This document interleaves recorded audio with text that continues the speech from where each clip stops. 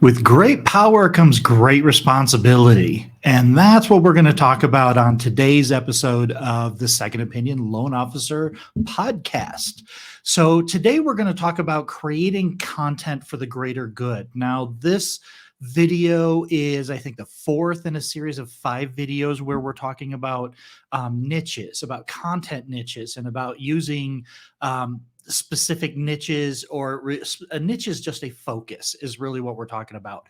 And so today we're going to talk about let me see, let's not do that. Let's make this a little bit bigger so you can see it.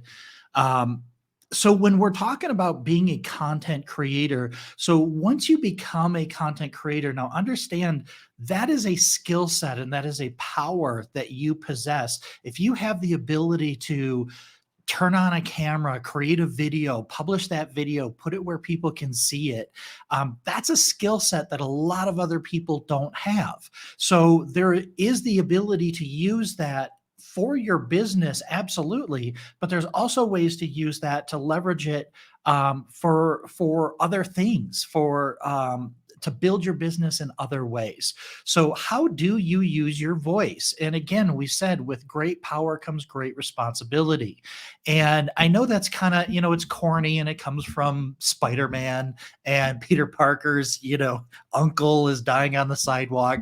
And he's like, Peter, great power comes great responsibility. But that's really what we have. When you have this skill set and you have this power, you can use it for good. And that's what we're going to talk about today. So what can we do with our voice? We have the power to educate and inform through content. We also have the ability and we have the power to help others. So we don't have to use our skill set just to help ourselves. We can use it to help others. And I'm going to show you how to do that. It's not a direct, I help you, you give me a loan. But what we're talking about today is investing in something greater than yourself and creating content for the greater good, which ultimately ends up being sort of a karmic marketing thing, and it comes back around to you. And I'm going to show you how that happens. The other thing is you have the ability to bring people together. When you're a content creator, you can bring people together to create content, and I'm going to show you how to do that as well. So cause-based content. So how I would define cause-based content is it helps you bring attention to causes, charities, or events that support your prospecting niche focus. Now, what does that mean exactly?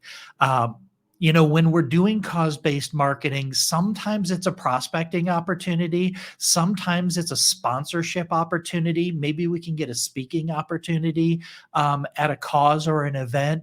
And then sometimes we just do it for goodwill. We just do it for good nature, to build relationships, to do a favor for the people that are organizing the charity or the event. But there's a lot of different ways you can get out there. I mean, once you become known as a content creator and somebody who speaks freely on the internet or on, let's call it the internet, or what you would just call it speaking on YouTube or on video or something like that, then people are also going to want you to speak because you're essentially a public speaker and you have an opportunity to support things in your community and events and activities that you care about. So one of the really good ways to leverage cause-based marketing is to kind of layer it on top of your demographic niches. Now, okay, I want you to understand, in everything that I do, I'm just sharing what I've run into. I'm not the best at everything. I don't know everything. I'm not giving you the exact step-by-step instructions on how to do this. I'm going to toss out some word salad here around this topic. And hopefully I just want to get your juices flowing. I just want to get you thinking. And I want you to kind of think about these things. And trust me, if you think about it enough, it's going to fall into place based on your individual capability and ability. So for this example, and I've talked about this through the Riches and Niches kind of series, all of these niches overlap. So you can take a demographic niche, and what we're going to do is we're going to look for cause-based marketing for demographic niches, but it doesn't have to be a demographic niche. It can be absolutely anything, and even better, it can be something that has nothing to do with mortgages, and we'll talk about that too. So for this example, because this for me is the easiest one, because these are the ones that I really capitalized on in my career. So it's a lot easier for me to just share what I've done in the past. Employment niche. So we're going to talk about supporting demographic niches, and I'm going to give you 3 examples here: an employment niche example, life event, and generational niche examples. So let's look at the employment niche. So first responders. First responders is a really good one. If you support police, fire, EMT, this, geez, first responders actually probably also, well, you could do veterans, you could do, nurses, things like that. But these organizations tend to be highly organized. They tend to have labor unions. Anytime you find a demographic or an employment demographic that works in an employment, that works in a labor union, they tend to be much more connected. So if you can make an impression in this organization, it can get up to the top where you have the opportunity to get access to labor periodicals or emails or things like that. But labor union first responders are really, really good. There's a lot of support organizations around police, fire, veterans, these kinds of things. There are always charitable support or charities or support things for family, a fallen in line of duty. They have that for police and fire. So those are charitable organizations around that employment demographic. They almost all have annual golf tournaments.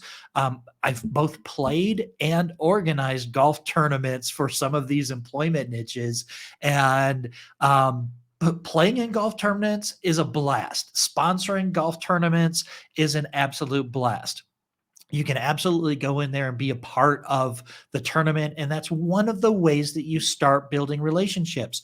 So think about this. We talk about niche-based marketing and cause-based marketing.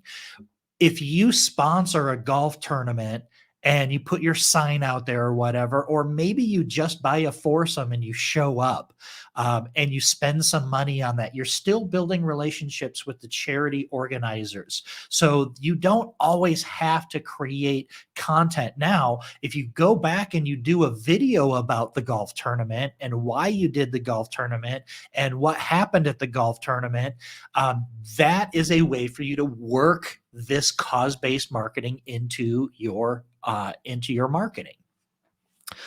Life events and generational niches. We're going to tackle both of those on this one slide. Single mother support systems. There are a lot of supports, not charities as much as there are support groups. I'm sure there are charities. There's also a lot of awareness around domestic abuse, single mother support systems, and things like that. So if you have that experience, and we're going to tie this in also, when you were talking about this cause-based marketing, it should be something that you care about. It should be something that you're passionate about. First of all, not only is it easier to create content when you're passionate about it, but when you love what you do, it's not work. We're not working here. We're living our experience, and we're living our experience as a loan originator in such a way that we're looking for opportunities to help others. And if we can help others, it's very much a servant leader attitude. And if we can help others, then the rising tide lifts all boats. The other thing, so let's say you're a reverse mortgage. So maybe your demographic niche, or your that's not demographic, is it? What is it? What do you say? What is it called? Generational. So what your generational niche is, maybe your baby boomers that are starting to retire. So why don't you sponsor a senior sports league? Why don't you play in the senior sports league? But maybe there's a softball team for 55 plus or 65 plus. Go in there and sponsor them. Have your banner up there when they're playing. These are different ideas, right? So this isn't anything concrete. They don't have to be a big deal. These are just things to think about, to kind of, I want you to think outside the box. My goal here, and my goal with this entire community, and if you're a member of the Find My Way Home Expert Network already, you may be wondering, well, what do I create content about? Or if you're not a member, it doesn't matter if you're trying to create content. I'm just trying to get you to think, just to think outside the box. I'm just trying to throw these little nuggets at you so you can process them and figure out how you can turn this into something that you can use in your business. So think about this. So if you get good at doing video, like if you, I don't know, my camera's pretty good. I use a digital DSLR camera, but I'm not real good at photography. I'm good at setting it up, turning it into a webcam. That works for me, but I'm not as good out and about. There's a lot of people in our industry that are really, really good photographers and videographers.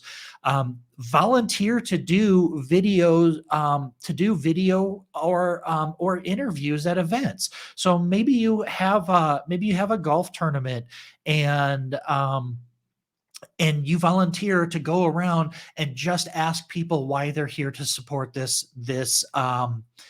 charity, this charitable event. Why are they passionate about it? And then take it home and put it together into a sizzle reel, put all of those testimonials together and give it to the organizers of the event so that they can use it in their post, like in their follow-up emails. I mean, imagine that. So you do these interviews and you ask all these people, you send it to the organizer, and then they send out an email to everybody that attended. Hey, we want to say a special thank you to Scott from Find My Way Home for doing all of these interviews. I think you guys will enjoy this, right? So then you get a little bit of mention, and you get a little bit of, again, this is all just helping others and using your skill set with great responsibility. So when I was originating a few years ago, it was prior to COVID, prior to the refi boom. We were running Facebook ads for our business. So we were running Facebook ads for home buyers. And what we started doing is running those same ads for real estate agents. But what I also started doing is I got this skill set of running ads. So I was sat on the board of directors for a veterans charity in California at the time.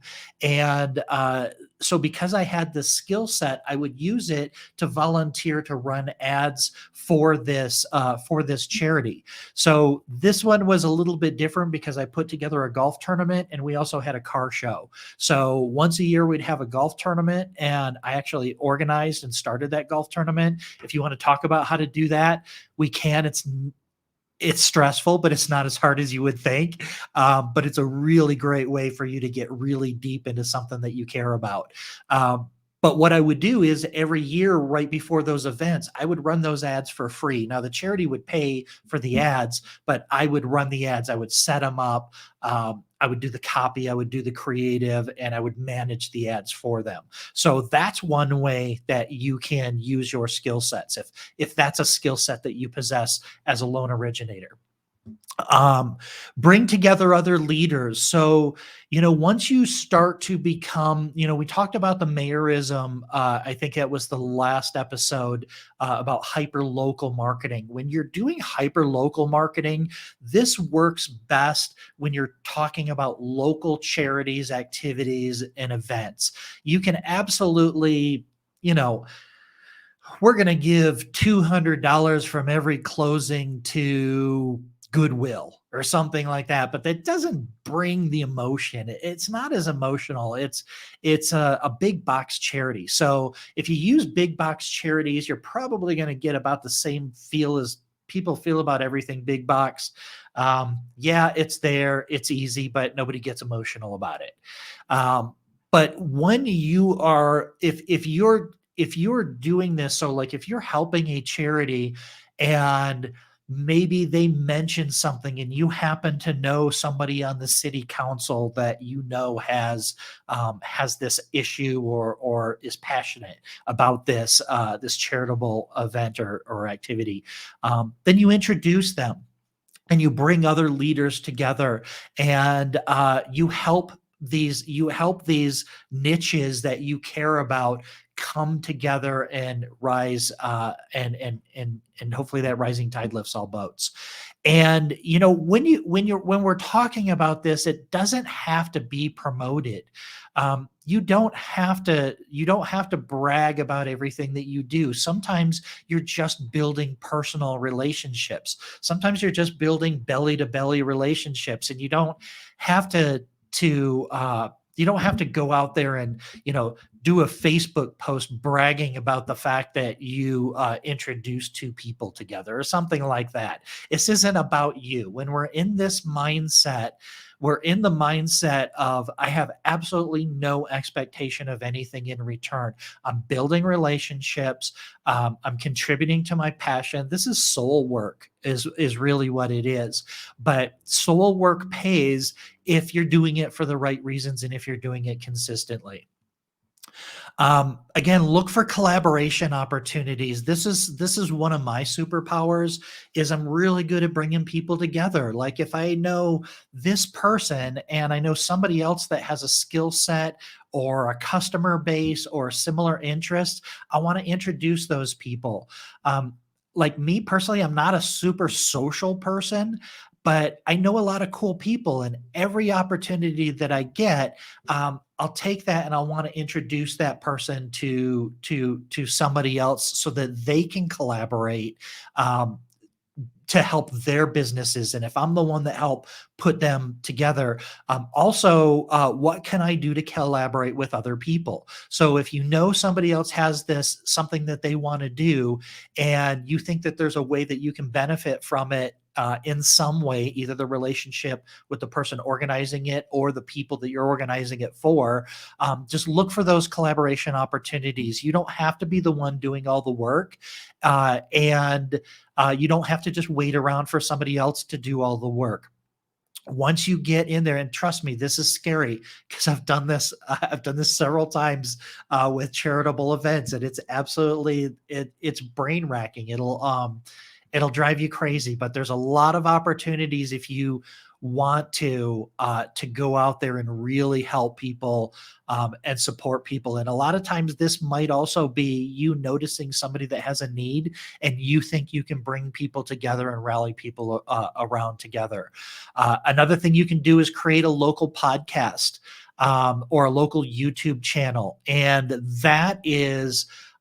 that's just about the community. It's not about selling what you do. You bring on local guests, you bring on business owners, you bring on local politicians, but it's about the community, or it's about the charity, or it's about the event, or it's about something.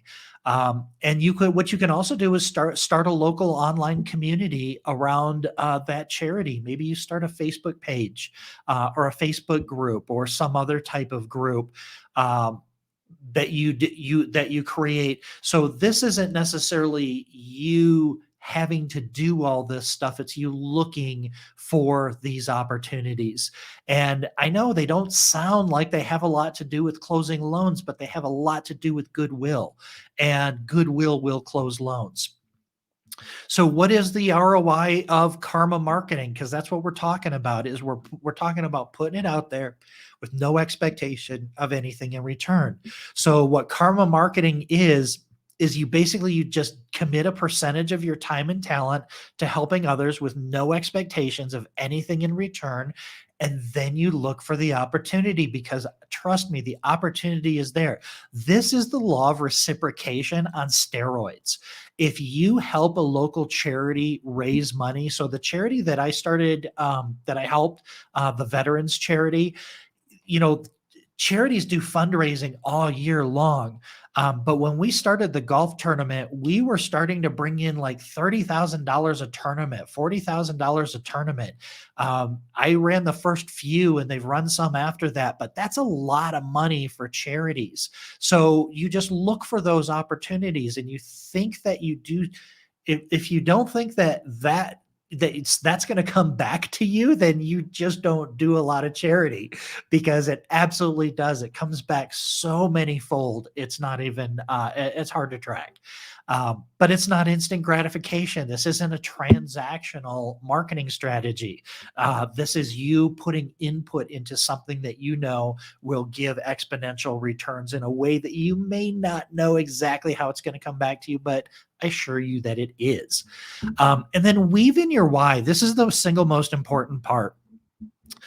Where does your passion come from? You know, who do you know that's impacted by this event or this charitable event or this activity? Why is this an important cause to you? So when you're doing, now I talk about, you don't have to promote it, but you want to. If you're helping a charity, part of bringing awareness to the charity is posting about it, putting it on social. Hey, I'm helping to organize this golf tournament for fallen police officers, because my uncle was a police officer and he was killed in the line of duty. And I remember spending hours with my aunt. She was so proud of him and she understood his work, and and it brought us closer together. So it's what that wasn't a true story, but you get the idea. Don't I?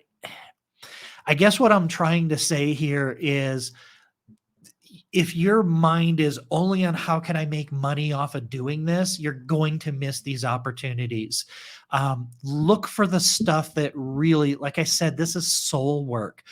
This is stuff that's meaningful, that's impactful.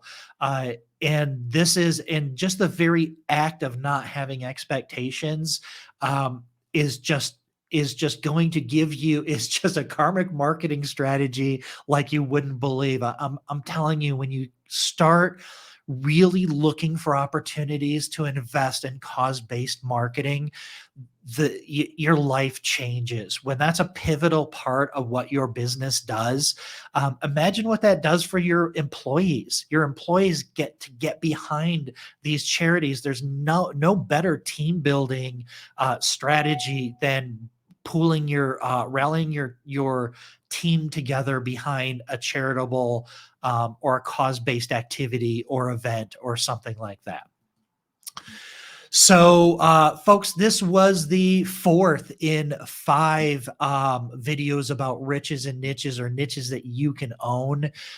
We talked about demographic niches, working with your favorite client. Geo-domination, mayorism is hyperlocal marketing. Attract the loans you love. That's attracting the loan guidelines, underwriting guidelines. So the different loan types that you love and how to attract that kind of business. Cause-based marketing. And the next one is going to be about how to create content to help promote leadership and the growth of your business. So folks, if you are interested in creating consumer direct business in 2023 and forward, then I absolutely recommend that you download my free blueprint. It's a 17-page white paper or report on how to break free from buying leads. So most people, when they think of consumer direct, they think, oh, I got to buy leads. Well, what we're talking about is not buying leads, but breaking free from buying leads. So if you go to mlo.expert, a bunch of things are going to happen when you go there. The report is amazing, but what I'm also going to do is introduce you to a free content creator community that has almost 100 people in it now. And all in there, I'm always sharing different topic ideas. The community is sharing with itself what people are working on. We've got some really smart people in there, all talking about this same type of thing, which is basically just owning your business by being a content creator. Now, In that community, we have everything you need to do it yourself.